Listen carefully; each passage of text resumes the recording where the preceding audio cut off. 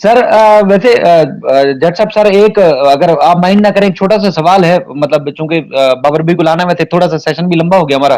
Sir जी जी। हमारे जो मतलब चूंकि देखिए आप लीगल ओपिनियन देते हैं, मैं कोशिश करता हूँ जितना आपसे सीखें। कुरैशी साहब भरपूर टाइम देते हैं, मतलब मैं तो मतलब जितना भी इनका शुक्रिया अदा किया जाए कुरैशी साहब का कम है कि मतलब हम सबको बहुत ज्यादा टाइम देते हैं, मतलब हमारी सोच से भी ज्यादा। अल्लाह ताला इनको सेहतमंद जिंदगी दे। सर लेकिन आपको पता है कि हमारी जितनी भी मतलब हमदर्दी में समझें, शौक में समझें, मोहब्बत में समझें, क्लास में या एक प्रोफेशन के हिसाब से, तो हम मतलब बहुत सारे एंगल से बहुत सारे लोग इस केस को रिपोर्ट कर रहे हैं। अच्छा, कोई ना कोई भंड रोज या हफ्ते में 2-3 दफा ऐसा हो जाता है जिसकी वजह से अपोजिट साइड को मौका मिल जाता है कीचड़ उछालने का। और कीचड़ उछाला उन लोगों के ऊपर नहीं जाता ज्यादातर जिन लोगों ने भंड मारा था। मेरी मतलब अगर ये बात भी बुरी लगे तो मैं मानना चाहता हूँ, लेकिन कीचड़ उछाला जाता है उस खानदान के ऊपर जो पहले से मुतासरा है। तो आप सर क्या एडवाइस करेंगे दोस्तों को? देखिए शायद भाई, मैं हमेशा कहता हूं कि जब आप इस तरह का काम कर रहे होते हैं ना, एक कॉज के ऊपर, किसी मुकदमे के ऊपर, इस वक्त ये कॉज मैं इसको इसलिए कहता हूं कि ये मुकदमा एक टेस्ट केस है। देखें, बहुत सारे लोगों को जी बहुत सारे एतराजात हो सकते हैं। मैं जाती तौर पर जो मेरा इनर कहता है ना, जो मेरे अंदर से आवाज आती है वो ये है कि चाइल्ड मैरिजेस नहीं होनी चाहिए। मेरे अंदर से ये आवाज जी आती है कि बच्चियों के मामला को इस तरह से नहीं होना चाहिए। इसलिए मैं इसके दोनों तरफ में से एक साइड पे खड़ा हो गया। इसी तरह आपका भी है। देखिए, न्यूट्रल शूटर जी, वाला कोई सीन नहीं है। जिस चीज को मैं सही समझता हूं मुझे उसके साथ खड़े होना चाहिए। ये मेरी यही अखलाकी बात। जिम्मेदारी है। मेरी तरबियत भी ये कहती है, मैंने वो साइड चूज कर ली है। तो जितने लोगों ने ये साइड चूज किया है, उन लोगों से एक गुजारिश हमेशा, जिस तरह हम पहले भी करते हैं, कि कोई ऐसा लूज पॉइंट ना दें, कोई लूज बॉल ना खेले, कोई ऐसी चीज ना करें फॉर द सेक ऑफ कि आप सीन के अंदर रहें। आप हर रोज बात करना चाहते हैं, आप हर रोज उसके ऊपर वीलॉग करना चाहते हैं, तो कोई ऐसा पॉइंट ना दें जिसको वो यूज करके तमाम लोगों को बाउंड्री से बाहर फेंकें, तमाम लोगों के ऊपर घटिया किस्म के फिक्रे कसें, जो कि 1-2 दिन पहले भी हुआ। आपको पता है कि जब भी कुछ होता है तो हम आपस में डिस्कस जरूर करते हैं, बहुत सारी चीजों को हम इग्नोर करते हैं क्योंकि दोस्त बुरा मनाते हैं। लेकिन देखें, बड़ी मुश्किल से यहां तक पहुंचे हैं। आज के वाक्य को देख रहे थे ना, हथकड़ियां लगी है ना, तो कितना जी टाइम सर। लगा है, कितनी देर लगी है सर यहां तक पहुंचते पांच हुए। महीने सर, 5 महीने अगर मुसलसल जदोजहद है सर। आपको वास्ता शायद है खुदा असल का, में अगर यहां तक, ये चीज, जी जी आप करें, कंप्लीट करें, आप सर, कंप्लीट करें। अगर हम यहां तक पहुंच गए हैं तो खुदा के लिए थोड़ा सा ये ख्याल करें कि यार हमारी सारी, देखिए ये रियासत का काम है। रियासत के मुकदमे में आप और हम सब लोग सपोर्ट कर रहे हैं। रियासत लड़ रही है उनके खिलाफ। रियासत बनाम जहीर है। अच्छा, वो इसके इससे एक और बात भी याद आई, वो बात में बताता हूं। जब ये सारा कुछ हो रहा है तो आप लोग सिर्फ अपने व्यूज के लिए, सिर्फ अपने आप को प्रमोट करने के लिए कोई ऐसी बात ना करें। देखिए, मैं किसी की किसी बात को पॉइंट आउट नहीं करूंगा ताकि किसी की दिल आजारी ना हो, लेकिन कोई ऐसा पॉइंट ना छोड़ें जिसको दूसरी साइड, दो तरफ हैं, दूसरी साइड इस्तेमाल करे, और मुद्दई के ऊपर भी क्योंकि वो वालदैन हैं, और हमारे ऊपर भी जो लीगल टीम है, आप लोगों के ऊपर जो लोग इसके ऊपर काम कर रहे हैं, उनके ऊपर कीचड़ उछालें, उनको वो तरीके से हमें सुनाएं, हमारे ऊपर गंदे गंदे से फिक्रे कसें। तो कोई ऐसा काम ना करें, हमारी ये गुजारिश है। और वो जो शायद भाई रियासत वाली बात है ना, उससे याद किया है कि इस मुकदमे का टाइटल रियासत बनाम जहीर है, रियासत बनाम असगर अली है। अब बताएं रियासत को कौन बदनाम कर रहा अच्छा सर, अच्छा, बहुत सारे दोस्त ऐसे हैं मैं जिनको हम थोड़ा थोड़ा सा समझाने शायद की एक भी चीज कोशिश कह करते हैं। दूं कि सर सर। इसीलिए ये जो सारी चीजें, आवाज आ रही है मेरी? जी जी आ जी रही। सर, आ रही है। अच्छा, ये जो बेसिक्स और ये जो मैं एकेडमिक चीजें डिस्कस कर रहा होता हूँ ना, क्योंकि वो प्रोपेगेंडा जो आपका सवाल था उससे रिलेट करते हुए, कि वो जो नेगेटिव प्रोपेगेंडा लेकर चल रहे होते हैं, गलत बातें लेकर, हमें तो समझ में आती है ना कि वो गलत कह रहे हैं, अहमद को तो समझ में आती हैं, आम शख्स को तब तक समझ में नहीं आएगी जब तक उनके बेसिक्स के बारे में पता नहीं होगी। तो जी इसीलिए जी। बेसिक बताने का मकसद ये कि आप पहली बात तो कान ना धरें।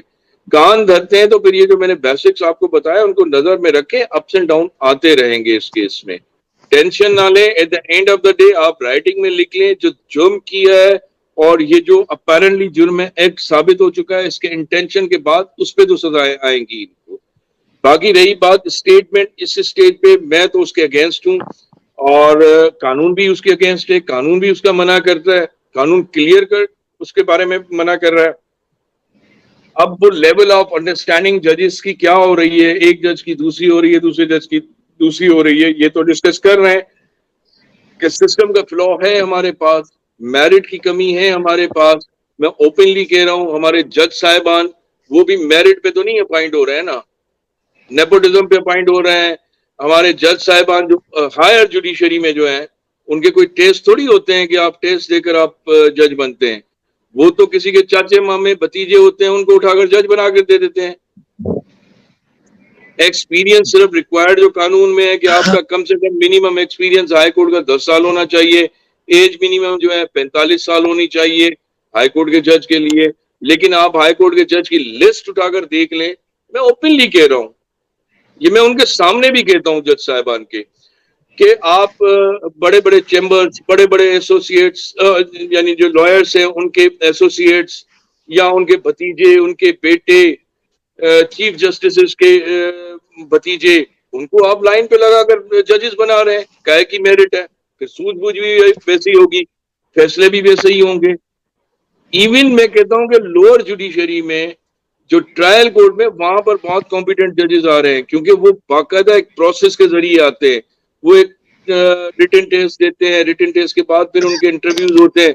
लेकिन फिर अगेन आई वुड से कि उनके रिटन टेस्ट लेने वाले, उनके इंटरव्यू लेने वाले भी वही हैं जो कि मेरिट को बाईपास करके जजेस बने हुए हैं।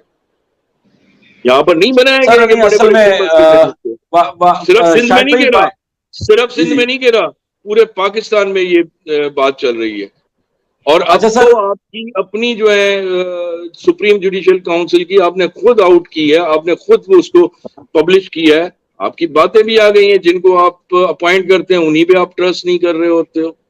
नहीं सर, ये कंसर्न नहीं है। शायद भाई सवाल रिपीट करें, कोई आपको बताएं जो चले, ये सारी चीजें अपनी जगह पर, ये तो अलग हो गई। सवाल का जहां तक सवाल है, बात है, तो देखें हम इसीलिए कभी कभी लाइटर मूड में भी चले जाते हैं कि भाई आप टेंशन ना लें, ये चीजें अप्स एंड डाउन आते रहेंगे और आपको ये बेयर करने पड़ेंगे। उसको वो जाहिर सी बात है, जिस वक्त कोई थोड़ा सा डाउन होगा उसे वो एक्सप्लॉइट करने की कोशिश करेंगे। नहीं सर, सवाल ये नहीं है सर, ये कंसर्न नहीं है, ये तो बात हम एड्रेस कर चुके हैं। शायद भी दोबारा सवाल करें, तो इस सब से भी उनकी ओपिनियन लें उसकी।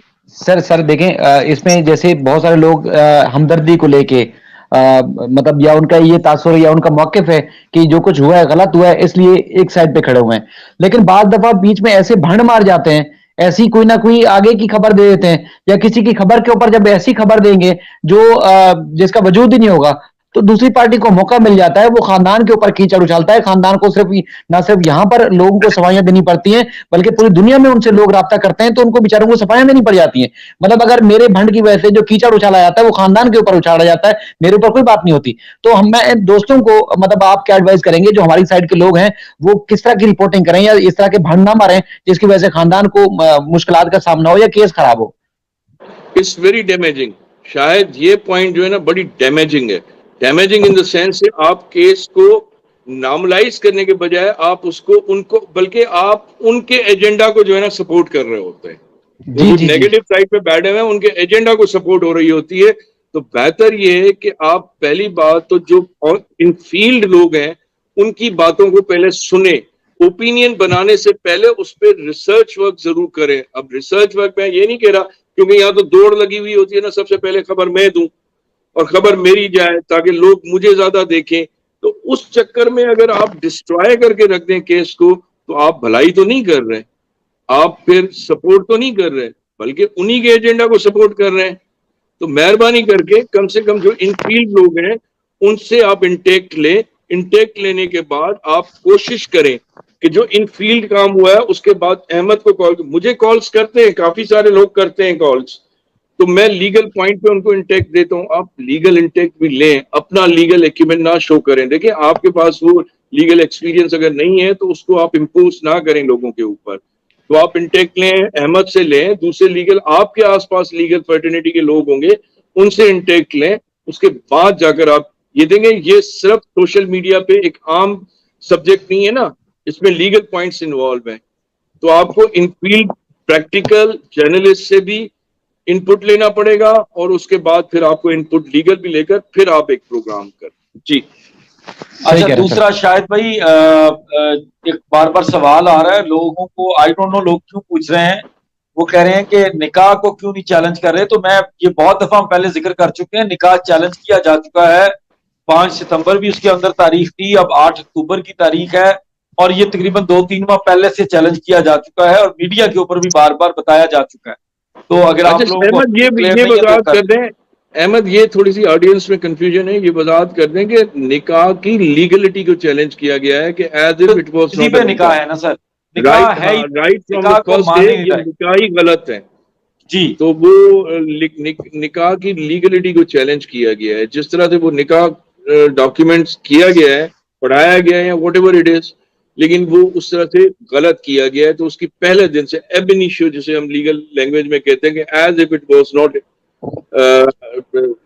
आपके चैनल को लोगों ने सब्सक्राइब करना शुरू कर दिया है, लोगों के मैसेज आने शुरू हो गए। बाकी जब शाहिद भाई भी उसको पुट कर देंगे, हम भी लगा देंगे वो चैनल को। अब चैनल के लिंक को लगाना है, शायद भाई वीडियोस को भी दे दीजिएगा कम्युनिटी, लेकिन पहले लोग चैनल पर आ जाएं कुरैशी साहब के। उसके ऊपर कुरैशी साहब की बड़ी मजे मजे की पुरानी वीडियोस हैं, कुछ इनके एड्रेसेस हैं, कोर्ट्स के अंदर डिफरेंट जगहों पे जजेस के सामने भी खिताब है, और भी बड़ी सारी चीजें हैं, बड़ी इंफॉर्मेटिव चीजें हैं।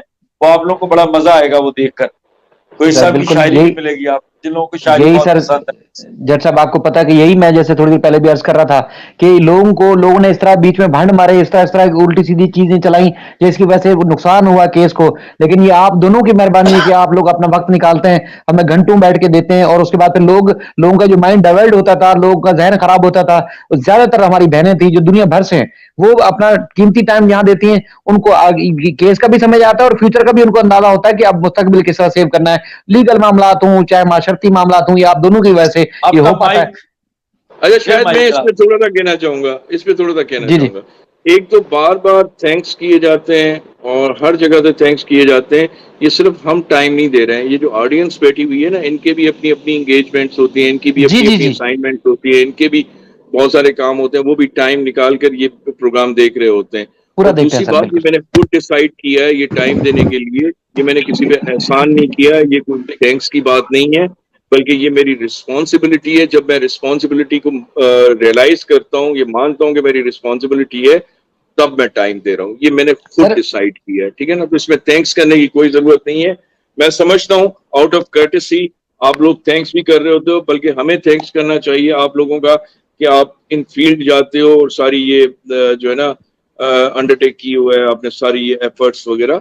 बाकी ये हमने रिस्पॉन्सिबिलिटी ली है, तो उससे हमें सर जिसकी जो हैसियत है या जितना कर सकता है अपना हिस्सा डाल सकता है माशरे की बेहतरी के लिए, उस हद तक डाला है। लेकिन आप लोगों का तो मैं इसलिए शुक्रिया अदा करता हूं कि लोग जो टाइम वेस्ट करते हैं, लोगों को दूसरी जगह पे वेस्ट करते हैं, वो बेहतर जगह पे टाइम लगाते हैं, सुनते हैं, समझते हैं। लेकिन आज बार बार मेरे दिमाग में एक चीज आ रही है कि आज लोगों का वाकई कलेजा ठंडा हो गया दोनों को देख के हथकड़ियों के अंदर। तो इसलिए देखें हमारे किसी भाई का कॉमेंट चेक करें, जिब्रान लतीफ नाम है इनका कॉमेंट चेक करें।